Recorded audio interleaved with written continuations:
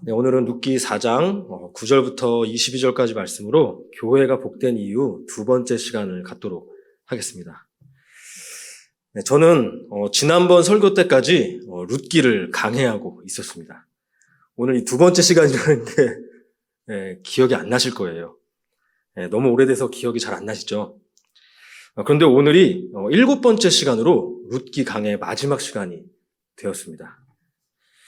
이 4장의 중심부에는 보아스의 구원과 통치로 이 회복된 공동체가 하나님을 찬양하고 이 공동체를 축복하면서 복이 가득한 모습이 그려집니다. 사실 그래서 4장 1절부터 마지막 절까지 이 전체는 나오미뿐만이 아니라 텅 비었던 공동체 전체에 복이 가득 채워진 모습이 그려집니다. 오늘 말씀을 통해서 이 이스라엘 공동체를 통해서 지금 우리 교회 공동체가 또 어떻게 그렇게 복될 수 있는지 함께 살펴보면서 길었던 룻기 강해를 한번 맞춰보도록 하겠습니다.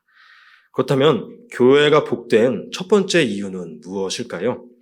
바로 찬양하는 증인이기 때문입니다.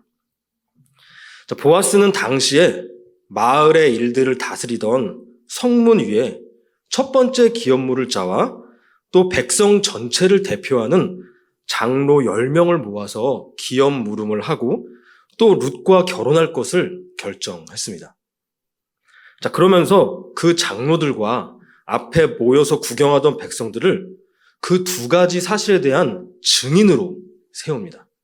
오늘 말씀 9절과 10절을 제가 다시 읽어보겠습니다. 보아스가 장로들과 모든 백성에게 이르되 내가 엘리멜렉과 기럧과 말론에게 있던 모든 것을 나오미의 손에서 산 일에 너희가 오늘 증인이 되었고 또 말론의 아내 모압 여인 룻을 사서 나의 아내로 맞이하고 그 죽은 자의 기업을 그의 이름으로 세워 그의 이름이 그의 형제 중과 그곳 성문에서 끊어지지 아니하게 하매 너희가 오늘 증인이 되었느니라 하니. 이 나오미의 기업을 물러주는 일과 이방 여인 룻과 결혼하는 일은 간단한 일도 아니고 작은 일도 아니었기 때문에 이 법정에서 문제를 해결하고 또 모든 백성들을 증인으로 세운 것입니다. 자, 그런데요, 보통 이 법정에서는 자기의 이익, 자기의 무죄, 자기의 승리를 확실하게 하기 위해서 증인을 세우기 마련입니다. 하지만 보아스는 자기 자신이 그렇게 큰 희생을 감당하고도 자기를 변호하기 위해, 자기의 이름을 알리기 위해서가 아니라 우리의 형제들이 우리의 공동체에서 끊어지지 않게 하기 위해서 증인을 세운다고 말을 하고 있는 것입니다. 그러자 백성들과 장로들이 이렇게 답을 했습니다. 11절 상반절 말씀인데요. 성문에 있는 모든 백성과 장로들이 이르되 우리가 증인이 되나니. 결국 방금 읽었던 세 구절 속에 증인이라는 말이 3번이나 반복되고 있는 것입니다. 나오미와 룻은 어찌 보면은 이 공동체에서 별것 아니게 여겨질 수 있는 과부들이고 죽으면 어느덧 잊혀버려질 수 있는 사람들일 수도 있지만 이 공동체 전체가 룻과 나오미의 일에 증인이 되는 것이 너무나 중요한 일임을 강조하고 있는 것이죠. 그리고 사실 이 백성들 누구보다도 이 마을을 다스리며 직접 큰 희생을 감당한 보아스가 다른 어떤 일보다도 이런 일을 매우 중요하게 여기기 때문에 이 백성 전체를 증인으로 세웠다는 것도 저희는 알 수가 있습니다. 어찌 보면 보아스가 이런 사람이기 때문에 나오미와 룻이 남편과 자식들을 모두 잃고 괴로워하며 돌아오던 때에 성문 위에서 그들을 유심히 살펴봤을 수도 있고요. 그런 목적으로 마을 사람들을 돌아보다가 고생스럽게 일하던 룻을 먼저 보고 와서 룻을 돌봐준 것일 수도 있습니다. 사실 이렇게 작고 연약한 과부들까지도 확실하게 돌보며 사랑과 정의로 다스리는 이 보아스가 마을에 있다는 것이 이 마을이 복이고요. 이것은 이 보아스를 세우신 하나님의 복이 이 보아스를 통해서 모든 백성에게 임하고 있다는 것을 보여주는 것입니다. 사실 그래서 이런 보아스는 과부와 고아와 나그네 같이 이 땅에 발 붙일 곳 없이 방황하는 이 죄인들에게 하나님 나라의 땅을 되찾아 복되게 해주시는 메시아 예수님을 모형한다고 그래서 말을 하는 것입니다. 히브리서 9장 15절에는 이런 보아스와 같이 사역하셨던 예수님의 모습이 나옵니다. 히브리서 9장 15절입니다. 이로 말미암아 그는 새 언약의 중보자이시니 이는 첫 언약 때에 범한 죄에서 속량하려고 죽으사 부르심을 입은 자로 하여금 영원한 기업의 약속을 얻게 하려 하심이라. 이 죄에서 속량하셨다는 것이 바로 보아스가 나오미의 기업을 큰 대가를 내고 산 것처럼 바로 저희의 죄값을 대신 지불하셨다는 것을 의미하고 또 그것을 통해서 저희들이 잃어버렸던 영원한 기업, 하나님과 하나님 나라를 얻게 하셨다는 것을 말하는 것이죠. 그리고 이런 예수님께서는 바로 저희들을 그 일의 증인으로 세워주셨습니다. 누가복음 24장 46절부터 48절까지 말씀입니다. 또 이르시되 이같이 그리스도가 고난을 받고 제3일에 죽은 자 가운데서 살아날 것과 또 그의 이름으로 죄사함을 받게 하는 회개가 예루살렘에서 시작하여 모든 족속에게 전파될 것이 기록되었으니 너희는 이 모든 일의 증인이라. 저희는 예수님께서 저희의 죄를 대신해 십자가에서 고난을 받으셨다는 사실과 그리고 그 죄를 용서하게 하는 회개의 기회가 온 땅의 죄인들에 미친다는 사실을 증거하는 증인으로 세움을 받았습니다. 저희가 증인으로 세움을 받고 증인의 사명을 받았다는 것은 예수님께서 십자가에서 죽으셨다가 부활하셨다는 사실을 증거한다는 점에서 매우 중요한 일이죠. 하지만 오늘 보아스와 예수님께서 똑같이 말씀을 하듯이 모든 죄인들과 모든 하나님의 백성들이 이 사실을 믿고 회개해서 구원을 받아 하나님 나라에서 끊어지지 않게 하기 위해서 저희가 증인으로 세움받았다는 사실도 너무나 중요한 것입니다. 어찌 보면 보아스와 예수님의 말 속에는 내가 이렇게 좋은 일을 했으니까 너희가 나에 대한 증인이다 라는 것을 강조하기보다는 나의 일들을 통해서 나의 백성들이 나의 나라에서 끊어지지 않게 되었다는 것을 너희가 확증하고 그들을 구원하기 위해 그들의 텅 빈 곳에 생명을 채우기 위해 너희가 증인이 되라는 것이 더 강조되고 있는지도 모릅니다. 사실 그렇기 때문에 지금 증인된 장로들과 온 백성들은 이런 반응을 할 수가 있었을 것입니다. 11절 하반절과 12절입니다. 여호와께서 내 집에 들어가는 여인으로 이스라엘의 집을 세운 라헬과 레아 두 사람과 같게 하시고 내가 에브랄에서 유력하고 베들레헴에서 유명하게 하시기를 원하며 여호와께서 이 젊은 여자로 말미암아 내게 상속자를 주사 내 집이 다말이 유다에게 낳아준 베레스의 집과 같게 하시기를 원하노라 하니라. 지금 장로들과 백성들이 자신을 위해 희생하고 자신들을 이 백성들을 구원하는 증인으로 세워준 것에 너무나 감사하기 때문에 보아스를 열렬하게 축복을 하는 것입니다. 몇 번에 걸쳐서 축복을 하는 거예요. 만일 보아스가 자기를 위한 이기적인 목적으로 이런 일들을 했다면 이 증인들이 이렇게 함께 기뻐하며 보아스를 축복하지는 않았을 것입니다. 먼저 이 축복의 내용이 뭔지를 한번 살펴보도록 하죠. 먼저 룻이 이스라엘의 집을 세운 라헬과 레아와 같게 해달라고 합니다. 라헬과 레아는 12지파로 구성된 이스라엘 민족의 근원이 된 12명의 아들을 낳은 야곱의 아들들이죠. 룻이 이렇게 많은 백성을 가진 민족이 될 수 있게 해준 이스라엘의 어머니들처럼 돼가지고 이 보아스가 많은 생명의 근원처럼 되기를 축복하는 것입니다. 뿐만 아니라 그렇게 돼가지고 그 이름이 유명해지고 능력이 온 땅 가득 채워지기를 축복하고 있죠. 뿐만 아니라 다말이 유다에게 낳은 베레스와 같게 해달라고 축복합니다. 이 유다 역시도 나오미와 룻과 같이 자녀들이 다 죽어서 이스라엘에서 끊어질 위기에 처했었는데 며느리 다말의 지혜로 베레스를 낳아서 이 유다 족속이 하나님 나라에서 끊어지지 않을 수 있었습니다. 자, 결국 지금 이 증인들이 보아스를 축복하는 내용은요, 단순히 보아스가 그런 복을 누렸으면 좋겠다라고 말을 하는 것이 아니라 이미 보아스가 그 복을 소유한 모습을 보여줬기 때문에 그 복을 가진 자의 결과는 반드시 그렇게 생명의 근원이 되고 이름이 온 세상에서 유명하게 될 것이라는 확신을 가지고 축복을 하는 것입니다.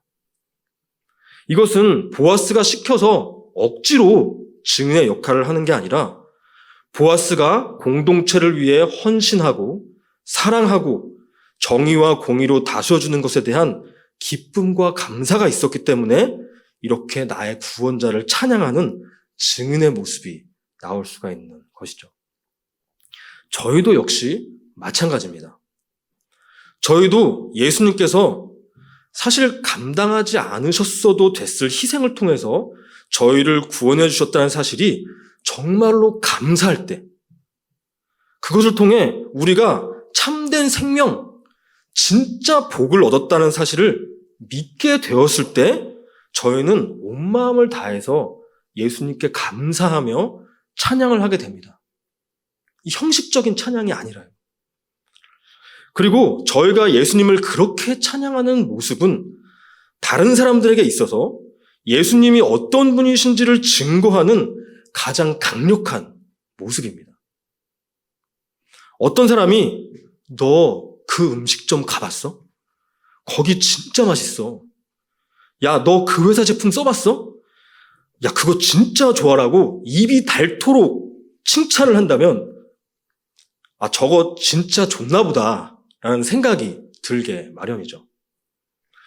그래가지고 인터넷을 찾아봤더니 수천 개의 칭찬하는 리뷰가 달려있고 별점이 막 5점 만점에 4.9점, 5점 막 그러면 야, 이거 진짜로 맛있고 좋나 보다 라고 생각할 수밖에 없고 정말로 그 음식을 맛보러 가보게 되고 나도 그 음식과 음식점을 칭찬하게 되고 그리고 진짜 맛있으면 저도 리뷰를 달게 되겠죠. 제가 본 리뷰들 중에 가장 신빙성 있었던 리뷰는 이런 내용이었어요.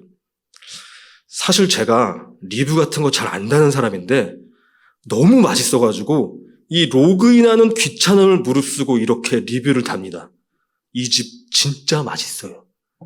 그건 진짜 리뷰인 것 같아요. 이 맛집이나 좋은 제품들의 리뷰를 보면요. 아, 이 사람들이 정말 이 음식을 맛있어 하는구나라는 생각을 갖게 하고요. 그 리뷰가 많으면 많을수록 더 신빙성을 갖게 됩니다. 그래서 직접 가서 먹어보면 정말 거의 다 맛있어요.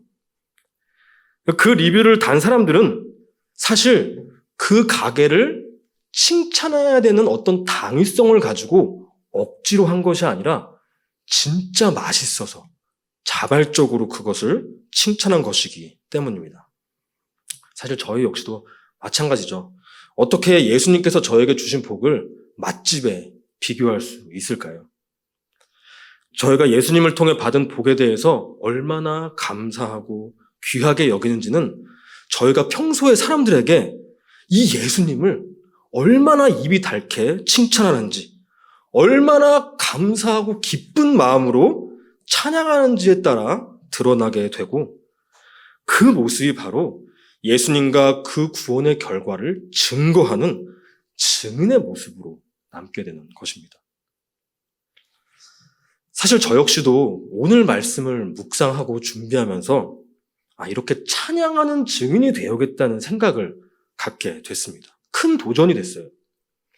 사실 최근에 저희의 온 가족이 코로나에 확진이 됐습니다. 무증상인 분들도 많다고 하는데 몸이 꽤 많이 아팠고 2주가 넘은 지금까지도 사실 몸이 좋지가 않아요. 지금 막 기침도 하고 있죠. 그런데 이번에 코로나 때문에 몸은 많이 힘들었는데요. 사실 아주 중요한 것을 얻게 됐습니다. 이런 질병이 계속 유행하게 되면 저를 포함해서 많은 사람들이 언제 죽을지 모르니까 말씀을 더 잘 증거해야겠다는 생각을 갖게 됐어요. 사실 그리고 저뿐만이 아니라 60대, 70대 연세가 있으신 분들에게는 이 복음을 더 알아갈 시간이 더욱더 부족하고 제가 언제까지 이 더 준비될 때까지 시간을 미루면 안 되겠다는 경각심도 들었습니다. 사실 제가 이제 믿은 지 10년이 조금 넘었어요. 그래가지고 여전히 말씀을 잘 모른다고 생각을 하고 있고 또 제대로 공부를 못했다고 생각하기 때문에 적극적으로 사람들에게 이 말씀을 가르치고 증거하는데 소심했습니다. 하지만 이번에 코로나가 걸리면서 내가 얼마 남지 않았을 수 있겠구나. 연세가 많으신 분들에게는 더욱더 복음을 듣고 더 풍성한 복을 누리실 기회가 적어질 수 있겠구나라는 생각이 드니까 이걸 미루면 안 되겠다는 생각이 들었어요. 그런데 그 와중에 오늘 말씀을 준비하면서 묵상하게 되는데요. 하나님께서 이런 저의 생각을 아시고 말씀해 주시는 것 같았어요. 제가 성경을 바르게 공부하고 말씀을 잘 아는 상태에서 복음을 전하는 것도 중요한 것이지만 제가 하나님께 진짜 구원을 받았고 그것이 정말로 기쁘고 감사하고 그것이 너무나 귀하고 복된 것이라면 제가 하나님을 찬양하는 모습으로도 얼마든지 그분들에게 증거를 할 수 있다는 것입니다. 너무나 당연한 것인데 이제 다시 도전을 받게 된 거예요. 그리고 매일의 삶 속에서 하나님께서는 저를 더욱 거룩하게 하시기 위해서 구원의 일을 지금도 계속하고 계시고 그런 일들이 하나님과의 경험으로 그리고 저희의 간증으로 남게 되는 것이에요. 저희는 오늘도 하나님께서 말씀을 통해서 나의 연약함, 나의 무지함, 나의 죄악을 드러내시고 회개하게 하심으로 저희를 구원해 나가시고 나를 더 복되게 하셨음을 저희가 찬양하고 증거할 수 있는 것입니다. 자, 그것이 진짜 기쁘고 감사한 사람은 하나님을 찬양하고 이웃에게 그 소식을 전할 수밖에 없을 것입니다. 진짜 맛집에 가본 사람이 주변 사람들의 그 집 맛있다고 말하지 않는 사람을 저는 보지 못했습니다. 그래서 이렇게 예수님을 찬양하는 증인이야말로 참된 복을 소유한 진짜 증인이고요. 그 증거를 통해서 교회가 복된 공동체라는 것이 온 세상에 드러나게 되고요. 그걸 가능하게 해주신 예수님이 복의 근원이요. 생명의 근원이요. 죄를 용서해 주시는 구원자라는 사실이 자연스럽게 증거되게 되는 것입니다. 저와 여러분들께서 이렇게 저희를 십자가에서 구원해 주신 예수님을 찬양하고 또 오늘도 매일매일 저희를 죄 가운데서 거룩함으로 구원해 주시는 성령님을 찬양하며 교회가 구원받은 복된 공동체라는 것을 증거하는 증인들이 되시기를 바랍니다. 그렇다면 또 교회가 복된 두 번째 이유는 무엇일까요? 축복하는 통치자이기 때문입니다. 이 보아스와 룻은 결국 결혼을 했고요. 하나님께서 룻을 임신하게 해주셔서 아기를 낳았습니다. 그런데 보통 아기를 낳으면 그 아기의 이름을 부모가 지어주거나 룻 어른들께서 지어주십니다. 그런데 오늘 본문에서는 특이하게 이웃 여인들이 아이의 이름을 지어줍니다. 17절 상반절을 보겠습니다. 그의 이웃 여인들이 그에게 이름을 지어주되 나오미에게 아들이 태어났다 하여 그의 이름을 오벳이라 하였는데. 아니 근데 도대체 이 이웃 여인들이 누구이길래 이렇게 중요한 아기의 이름을 지어주는 것일까요? 저는 이 여인들이 누구인지 수소문을 해봤습니다. 발견을 했습니다. 사실 이 이웃 여인들은 룻기 1장에서도 나왔었습니다. 1장 19절을 보겠습니다. 이에 그 두 사람이 베들레헴까지 갔더라. 베들레헴에 이를 때에 온 성읍이 그들로 말미암아 떠들며 이르기를 이가 나오미냐 하는지라. 자, 나오미가 남편과 자식들을 잃고 베들레헴에 돌아왔을 때 온 성읍이 떠들며 나오미의 이름을 불러줬습니다. 그런데 저희 한글 성경에서는 전혀 발견할 수가 없지만요. 히브리어 원어로 이 성읍이라는 단어를 보면요. 여성형 복수로 표현이 되어 있습니다. 이 히브리어 단어들에는 뒷부분이 이렇게 변하면서 성별이 표시가 되거든요. 사실 이것은 성문위의 장로들이 온 백성을 대표하듯이 이 여인들도 온 성읍 백성들을 대표한다는 것을 보여줍니다. 그래서 이 룻기에서 이 온 백성들을 남자 장로들과 이웃 여인들로 대표해서 표현하고 있는 것이죠. 그러니까 이 여인들은 사실 이 교회 공동체입니다. 그런데 이 여성들은 나오미가 처음 돌아왔을 때 나오미의 이름을 기억하고 그 이름을 불러줬던 사람들인데요. 나오미의 이름의 의미는 기쁨입니다. 와, 저게 누구야? 기쁨이가 돌아왔다. 라고 떠들썩하게 환대를 했던 것이죠. 그런데 그때 나오미는 내 이름을 나오미라고, 기쁨이라고 부르지 마라. 하나님께서 나를 징벌하셔서 나를 너무나 괴롭게 하셨으니까 내 이름을 쓰다라는 의미의 말하라고 불러달라라고 말을 했었죠. 사실 나오미의 인생이 괴롭게 된 것은 맞았습니다. 하지만 하나님께서는 나오미를 징벌하셔서 괴롭게 하신 것이 아니었습니다. 오히려 나오미가 이 사사시대의 영향을 받은 남편 엘리멜렉과 아들들의 죄악의 영향력에서 벗어나 참된 구원의 기쁨을 누릴 수 있도록 이 고난을 허용하셨던 것이었습니다. 결과를 아는 저희들은 그걸 알 수가 있죠. 하지만 그런 하나님의 깊은 뜻을 알 수 없었던 나오미는 그런 하나님을 오해하고 자신의 이름을 바꾸어 버렸던 것입니다. 그런데요, 이때 이 여인들은 그런 나오미에게 아무런 말도 해주질 않고 그냥 기다렸습니다. 왜냐하면 아직 나오미가 이 고난을 주신 하나님을 아직 이해하지 못했기 때문에 나오미에게 올바른 조언, 올바른 권면을 해줘봤자 그것을 위로로 받아들일 수가 없기 때문입니다. 그런데 오늘 본문에서는 이 여인들이 나오미에게 이렇게 말을 합니다. 14절 상반절입니다. 여인들이 나오미에게 이르되 찬송할지로다. 이 나오미의 이름이 기쁨이잖아요. 그런데 이 기쁨은 다른 기쁨이 아니라 하나님으로부터 말미암는 기쁨입니다. 그러니까 이 나오미의 이름의 정체성은 하나님께서 나에게 기쁨을 주셨기 때문에 찬송하라는 거예요. 그런데 나오미는 그런 이름의 정체성을 갖고 있었음에도 불구하고 하나님을 오해하고 하나님을 찬송하지 못하고 오히려 불평불만을 했던 것입니다. 하지만 보아스를 통해 구원을 얻고 자식을 얻음으로써 이제는 하나님께서 자신에게 고난을 허락하신 이유도 알고 깨달았을 것입니다. 고난으로 인해 하나님을 불평하던 입술이 이제 다시 하나님을 찬송할 수 있게 영적인 눈이 열리게 된 것이죠. 그래서 그것을 알게 된 이웃 여인들은 여기서 다시 나오미의 이름을 마라라고 부르지 않고 나오미라고 불러주면서 그 이름대로 하나님을 찬송할 것을 권면을 하고 있는 것입니다.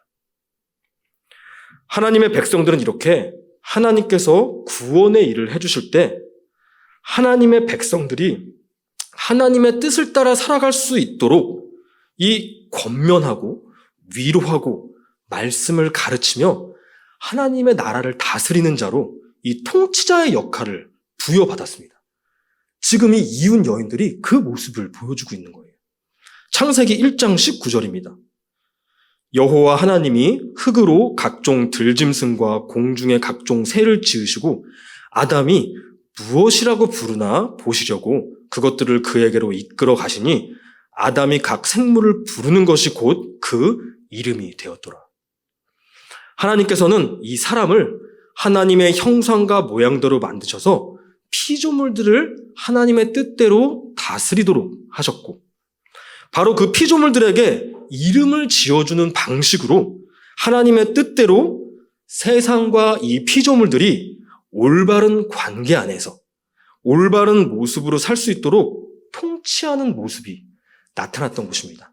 구약에서는 바로 그런 모습으로 통치자의 모습이 표현됐던 거예요.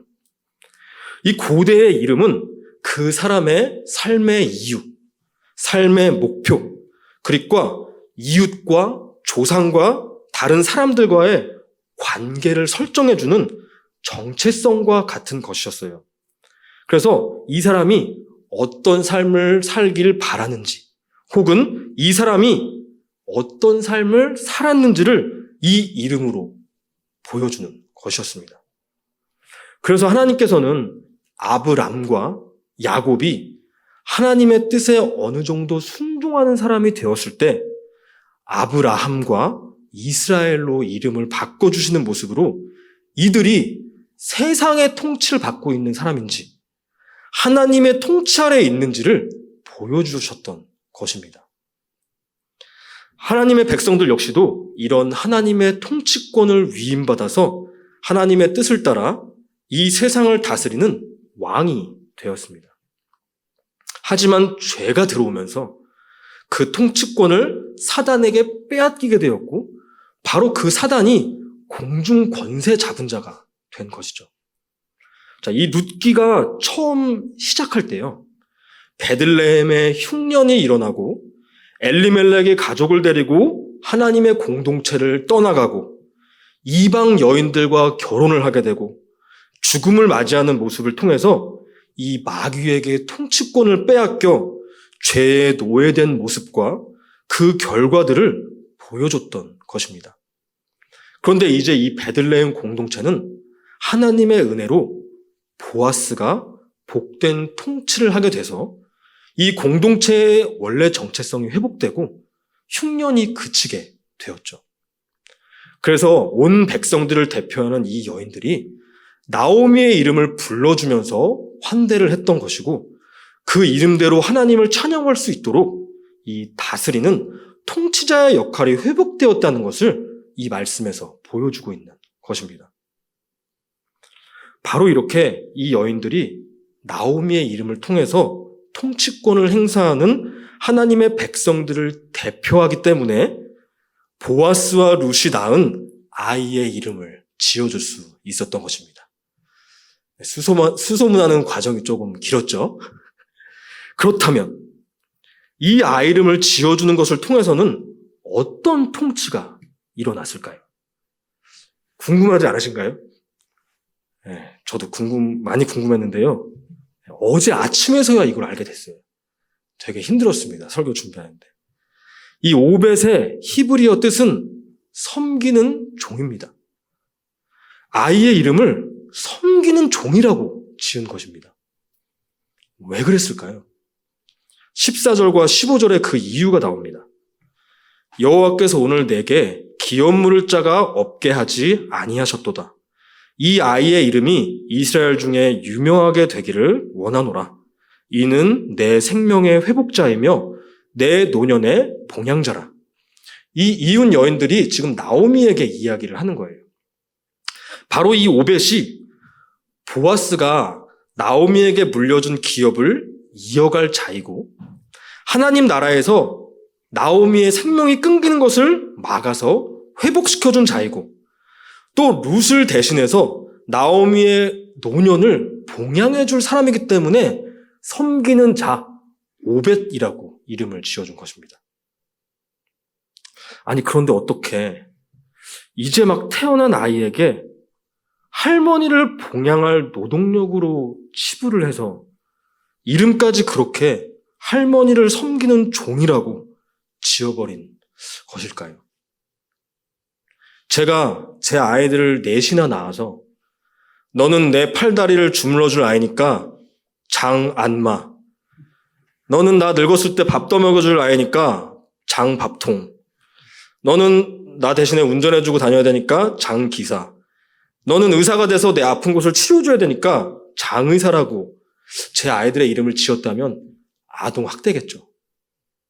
그렇다면 이 이웃 여인들이 아동학대를 하는 것일까요? 아닙니다. 상징적인 그림을 보여주는 것이죠. 이 보아스는 구원자의 모형입니다. 예수님의 모형이죠. 그리고 이 룻은 이웃을 위해 희생하는 참된 교회의 모습을 모형합니다.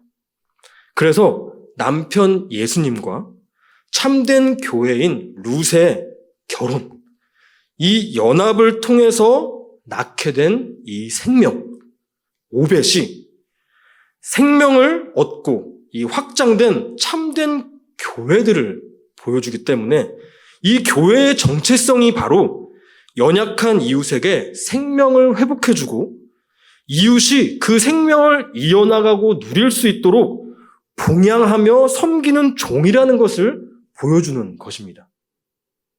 이 오벳이 히브리어로 아바드라고 하는 히브리어가 변형된 말인데요. 이 아바드는 창세기에서 아담과 하와에게도 주어진 명령입니다. 이 땅을 경작하라.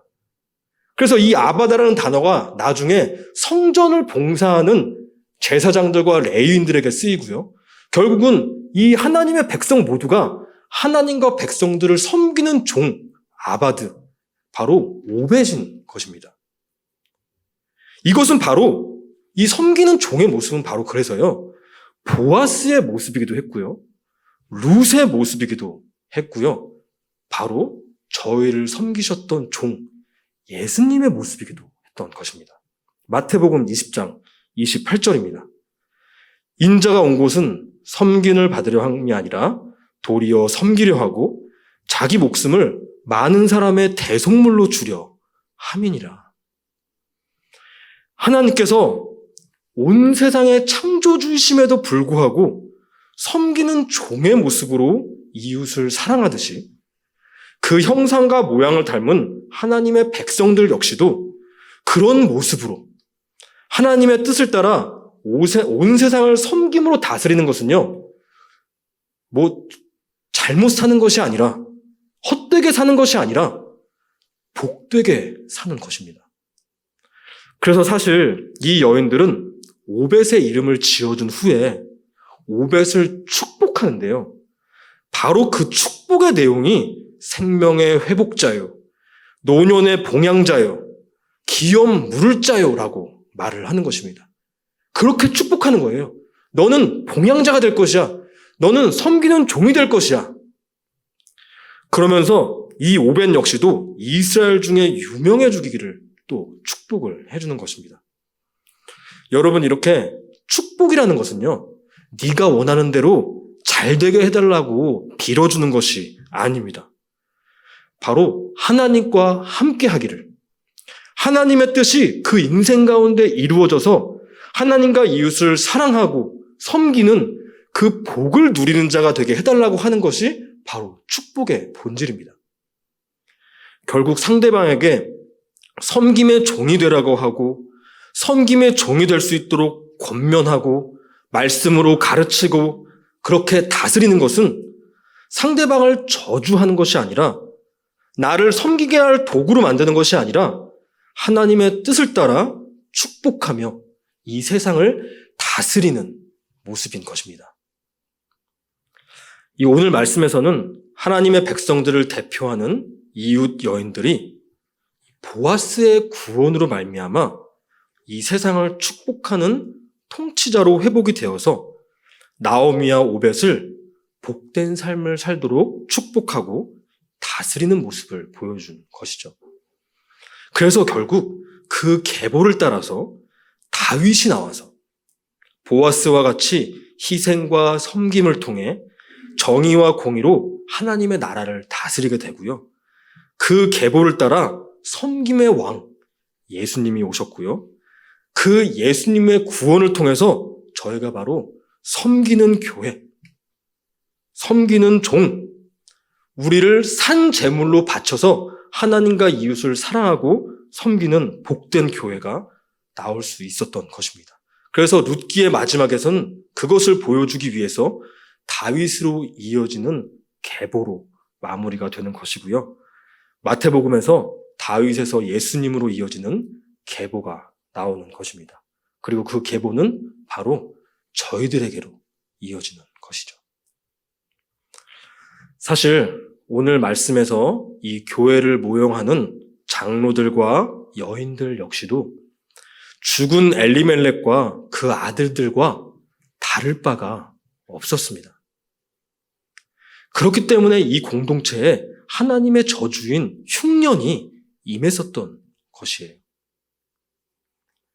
엘리멜렉만이 아니라 엘리멜렉만 하나님의 통치를 거부하고 이방 땅으로 도망간 사람이 아니라요. 이 장로들과 여인들이 대표하는 모든 백성들이 몸은 이스라엘에 있을지라도 마음은 엘리멜렉과 똑같았습니다. 엘리멜렉은 이 구원받기 전에 이스라엘 공동체 전체를 대표하는 자였기 때문이에요. 바로 저희를 대표하는 자입니다. 하지만 보아스를 통해 나오미와 룻이 구원을 얻었을 뿐만이 아니라 그 공동체 전체가 회복돼서 복이 가득 임하게 된 것이죠. 그래서 이들의 모습이 바로 죄인 되었다가 회복된 바로 지금 저희 교회의 복된 모습을 보여주고 있다고 말을 하는 것입니다. 오랜 기간 동안의 룻기 강해가 오늘로 마쳐집니다. 하나님께서는 고난을 통해 저희의 죄를 깎아주셔서 저희의 죄를 비워내시고 그것이 텅 비어서 공허하게 된 것 같지만 왜냐하면 내가 너무나 원하던 것이 없어졌으니까요.